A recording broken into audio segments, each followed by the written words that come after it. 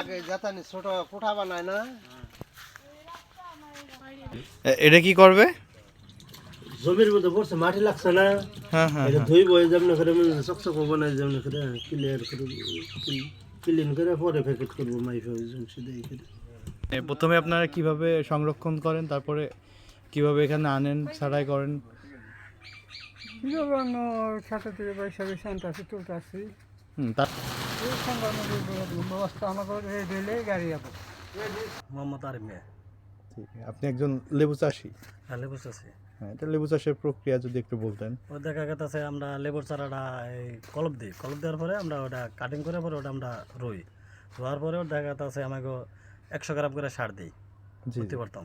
100 গ্রাম করে সার দেওয়ার পরে আমরা পানি দিই লেবু চাষে, পরে পানি দেওয়ার পরে আমরা লেবুটা যে সময় দেখা গেছে ওই ফুল আসবো ওই সময় আমরা বীজ দিই, ভিটামিন দিই ইত্যাদি বহুত কিছু দিতে হয়।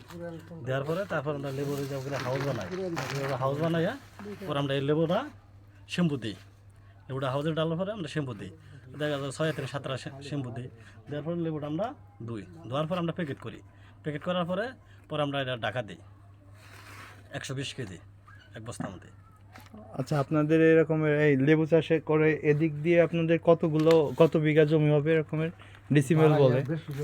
ধরুন এমনি হইতেছে এই 1200 ডিসিমেল জায়গা আছে এমনি।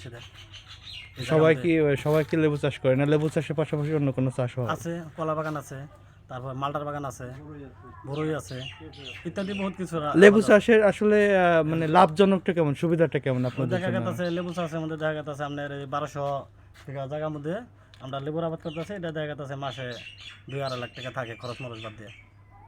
এই জায়গায় কাজ করে দিল 10 থেকে 12 জন। 10 থেকে 12 জন। আর প্রত্যেকটা লেবারের বেতন কত থাকে?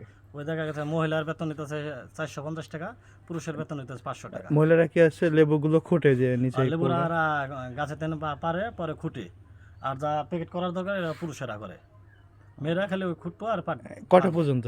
সকাল থেকে কি? সকাল 7টায় আসবো, যাবো 5টার দিকে।